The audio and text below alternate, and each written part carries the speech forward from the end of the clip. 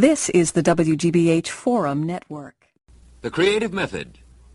The National Association of Educational Broadcasters presents Edward Steichen on photography.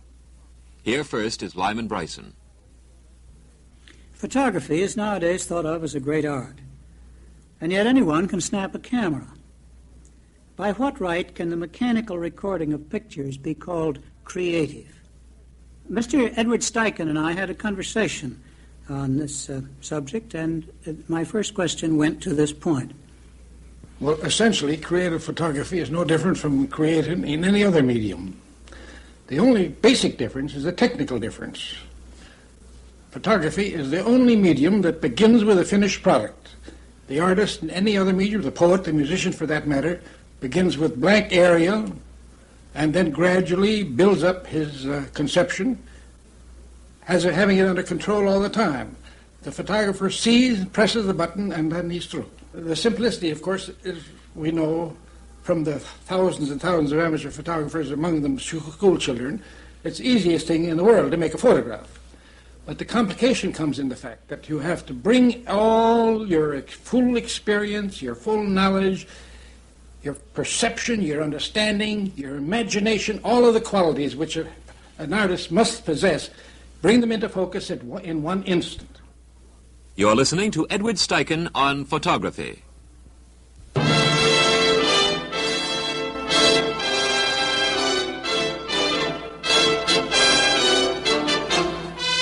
The Creative Method.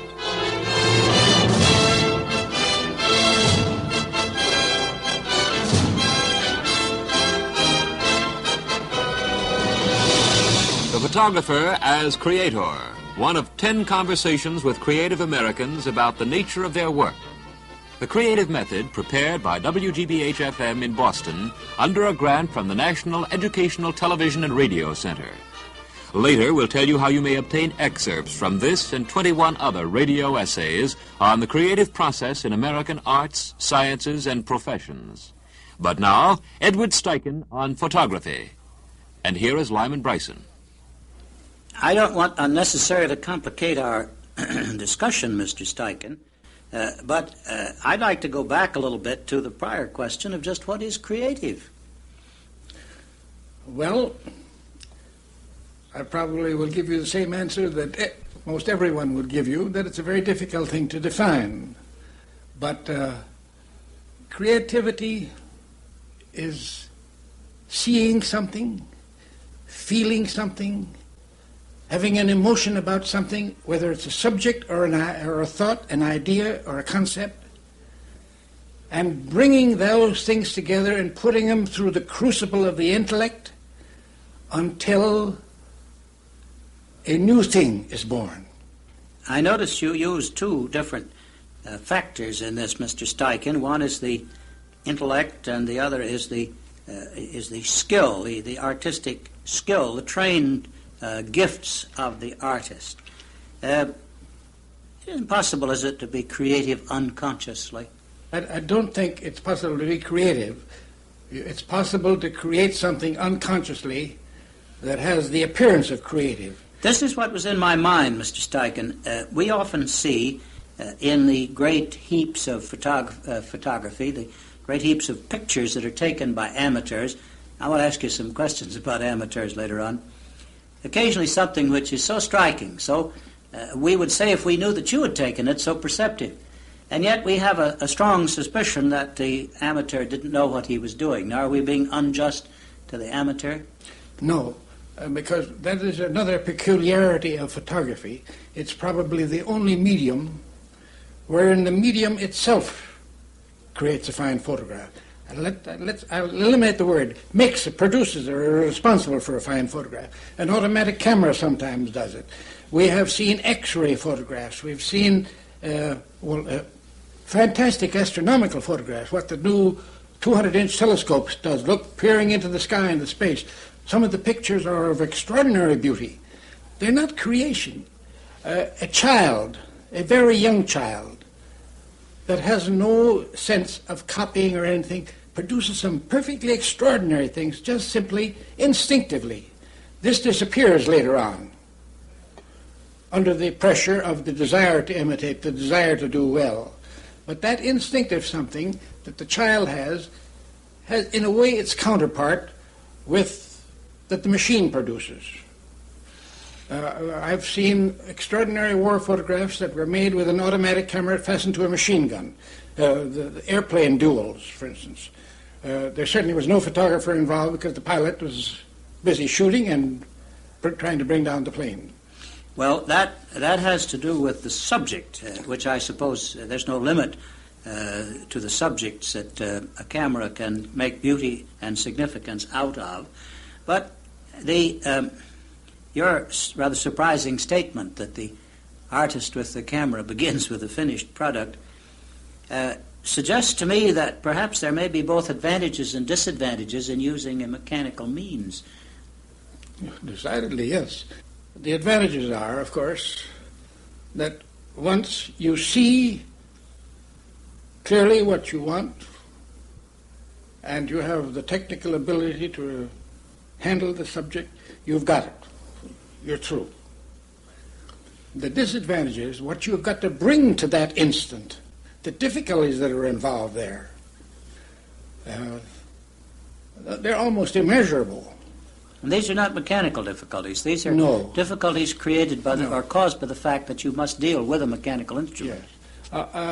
I think that the people who don't take an interest in photography or don't believe that photography can possibly be an art exaggerate the importance of the mechanical instrument.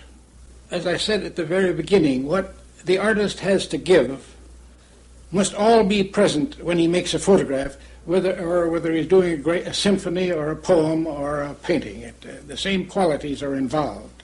Well, do the old ideas of what is beautiful and not, the old aesthetic, as you might call it, of painting, of other graphic arts, do they apply to photography, or do we need a new aesthetic? I don't think they apply to photography any more than they apply to anything else. The good and the beautiful and the true is a cliche. The artist is concerned with truth.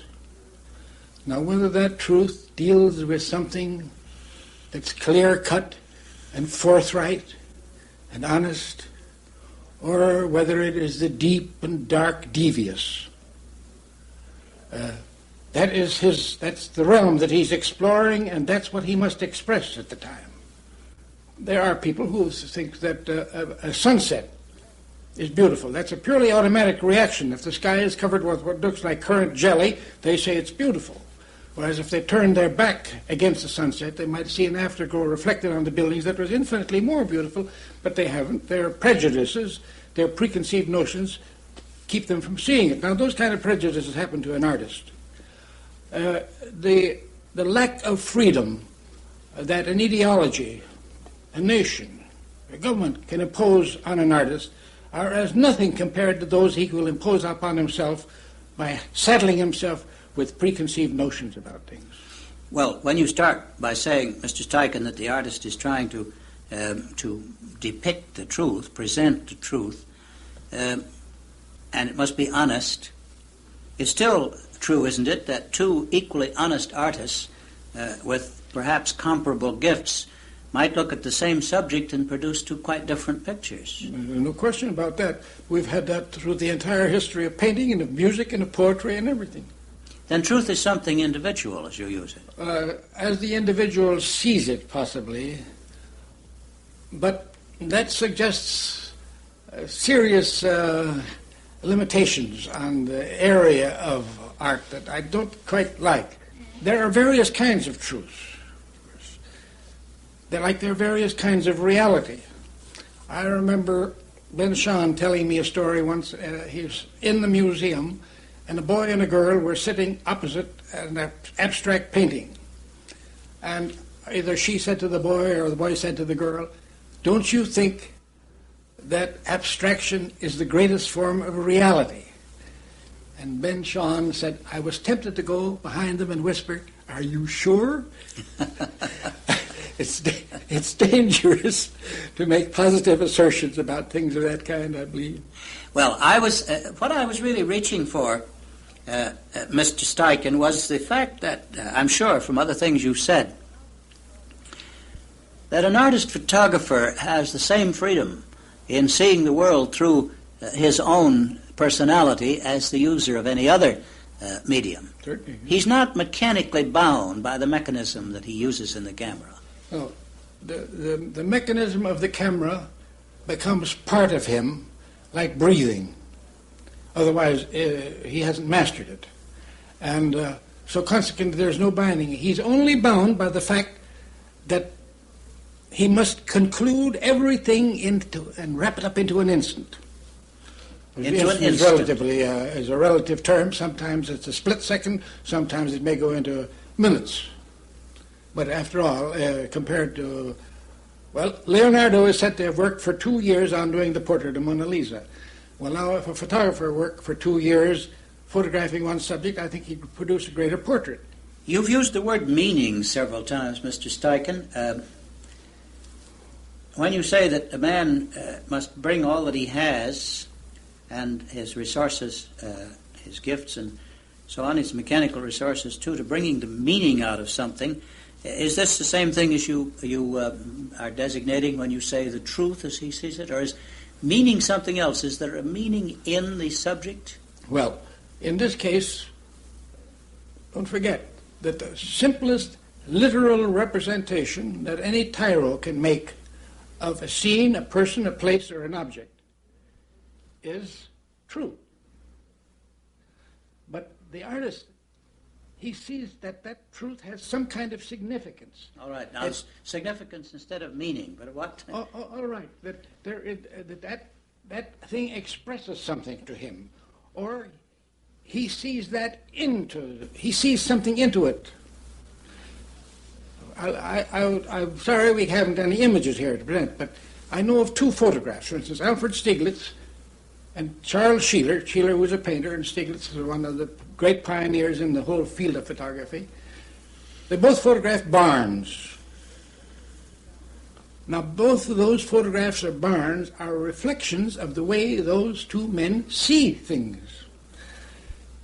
Sheila was entranced by the sunlight on the barns, the texture of it, and the beautiful lines of the simple construction.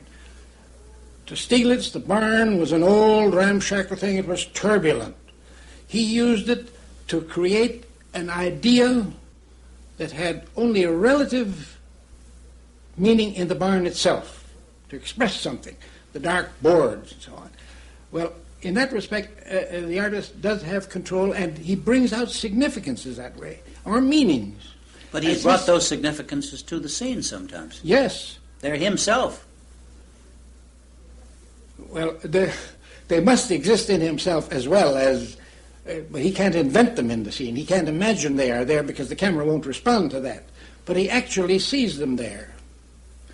It makes him decide when he's to make that photograph or what he is to photograph. I doubt whether Stieglitz would have photographed the barn that Sheila photographed, and I know Sheila wouldn't have photographed the barn that Stieglitz photographed. In that respect, there's a selection is one of the great elements in photography that goes towards making it possible to create. So the great artist-photographer responds to things in nature which bring out of him the things that seem to him most exciting. It starts with the object in nature, I believe. If it starts within himself, then he's impinging something onto it, and I doubt whether that would make a great photograph. This brings me to another aspect of your own work, Mr. Steichen, when you say that you can use these things.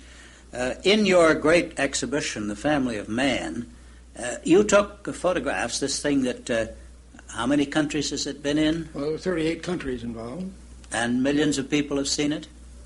Over 5 million up to the present. Yes, sir. And this means that this picture of humanity, which you devised out of photographs, has touched a great part of the living humanity of the earth now. And I'm sure you assume, don't you, take it for granted, that they all get a certain kind of significance out of it. I don't mean all exactly the same. It speaks a common language. That's true. And it's probably the only universal language we have today, that the image.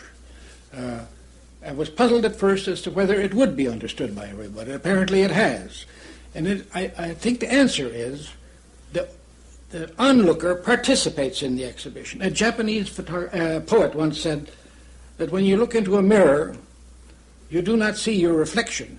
your reflection sees you.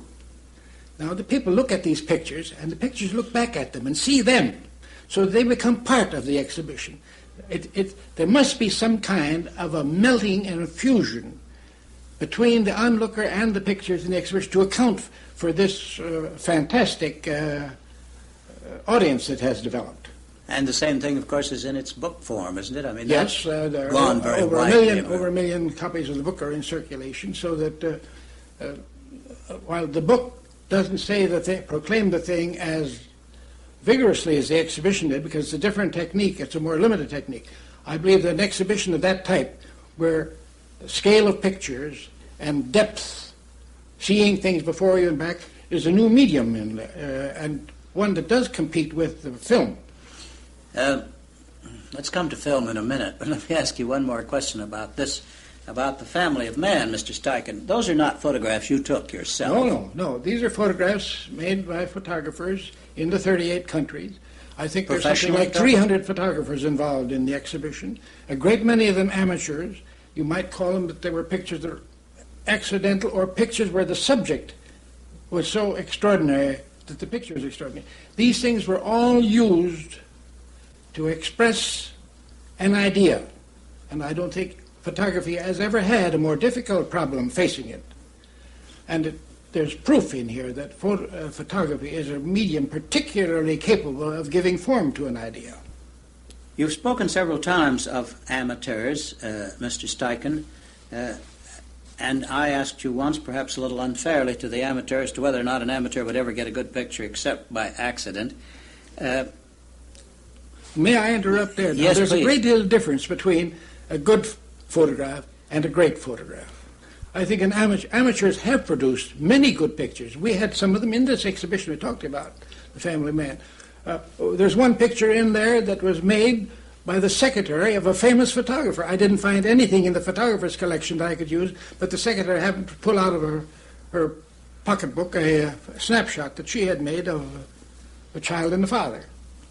So that was a good photograph. It wasn't a great photograph, but it added to the total to produce a great picture. Yes, that's because in your exhibition, The Family and Man, you were creating a totality, and you had to get certain details that would say certain things. You depended on total effect for greatness. But could anybody but someone who knows as much about this as you do, Mr. Steichen, tell the difference between a good photograph and a great one? You might not be able to tell that instantly, but time will resolve that question. A great photograph is one that lives. There are many photographs that appear great the first time you see them, and then they lessen from then on. The opposite is true of a great photograph. It's like any great work of art. It keeps on growing, and it grows in spite of isms and cults that develop in the interim. Well, now, what would you say about these 45 million snapshot takers, Mr. Steichen? Are they just like amateurs in any other art? I think so. Is there any chance of a folk art developing in photography? I think it probably is there. The difficulty would be to find it and bring it out. And if it isn't there, it is due to the fact that these millions of amateurs are being misled by being encouraged to make artistic photographs and all kinds of other claptrap. I think most amateurs that buy a camera, it's either a father or a mother that wants to photograph the children. Now, that's on the right track. That's something they know something about. Any father or mother with a little proficiency in the technique of making photographs makes a better photograph of their kids than any photographer can produce. It may not be as great a work of art. It may not be as beautiful a photograph. But that is their children, because they are there, they know them, they know what to observe, and they know what to take. Are you going to get any great art photographers out of the amateurs? Well, I think all of the good photographers began as amateurs. Did you begin as a photographer or as a painter, Mr. Steichen? Well, I began both simultaneously, as a matter of fact. When you began, there weren't a great many art photographers in the modern sense. No, I began when I was 15, and I didn't know what art photography was. And I was interested then in just getting a picture and be sure that I got an image on my plate and be able to transfer that onto paper. Now, were you painting at the same time? Yes. Because from the beginning you were interested in being an artist. Yes, I was almost forced into that. But did you drop painting then? Well, I did at the end of World War I, yes. And then I decided I wanted a medium that brought me closer into contact with the world we were living in, and that photography could do that for me better than painting is. So I've been photographing solidly ever since, except during the last 7 years, or 11 years, I should say, since I took on the work at the museum of directing the photographic department there. I gave up my own photography so as to keep a strongly objective point of view, which if you're working yourself, it's very difficult to maintain. But recently the itch has been getting too strong, and I've begun my third apprenticeship now. Are you tempted to paint now? Well, I'm going back to where I began. I'm working with both. The reason I ask this question, Mr. Steichen, is just not idle curiosity about the career of a distinguished artist. It's partly because there still are so many misunderstandings about the relation between these two arts. And I think that when you tell the amateur that what he ought to do is to photograph the subject that he understands, try to get a good picture of it, that's sound advice. But what do you say to the young person who says, well, I want to be an artist, and who means it, who has the real urge? How should he train himself to be an artist? Well, obviously he has to learn how to handle his instrument, but what else? I'm loath to give advice. I've always, when I've talked to young photographers, I always end up by saying, now, don't pay any attention to anybody's advice, least of all mine, because I would probably change it by tomorrow. However, I think the most important thing for anybody that really is interested in making a career of photography, whether a professional that goes beyond the mere recording of nuts and bolts or X-ray pictures, something of that kind, the first thing that they need is an education. I would strongly recommend before they think of taking up photography as a profession, they at least go through a university career. In all of the humanities and in science and in mathematics, to develop the mind, to make the mind more receptive and more understanding. It's so easy for the youngster in photography to develop into a rut by taking up photography professionally too soon. And then, until we have better schools, and better teachers, I still think that the photographer is best working out his problems by himself. He can study photographs, he can study the work of artists in every other medium. If he's going to be interested in music, there's a wonderful source in the phonograph, and in poetry and literature. He must find his relationship to the world he lives in before he can find his relationship to the medium he's going to use. I'm very much struck with the fact that you've used this term, this phrase, several times, Mr. Steichen, getting in touch with the world he lived in. You turned definitely to the camera from the brush because you wanted to get close to the world we live in. And yet, in this magnificent and now famous exhibition of photographs that you put together, it is the world we live in, of course, but it's the world of human beings. You don't seem to be so much impressed as some artists are with the gadgets and the gimmicks of the world. No, I think any living organism, whether it's a dandelion plant, a human being, or a giant sequoia, is more wonderful than the most marvelous gadgets we have as a living thing. All living things are more wonderful than anything we make. The other things are all things that we use. They all help us to enrich this quality of living that we have. If we don't use them, it's because we're inadequate to what's been given to us by science and industry. I don't say that an artist couldn't make living things out of photographs of the gadgets. He will inject a life into them that they in themselves don't have. And yet, when a woman puts things into a machine called a dishwasher, that to a certain extent becomes a living thing to her. It's an extension of her hands and soap suds that she's always been in before. Because I think it's human beings that transform the inanimate into something living. It's the human being that makes this truth. It seems to me that whether or not you've defined creativity, Mr. Steichen, you've given a very vivid idea of what creativity is in yourself. You say you're a human, you're a living organism, and you respond to the living organisms that to are God around you in nature. And to evil, to light and to dark, to beauty and truth and the lie. My, what a rich world that is.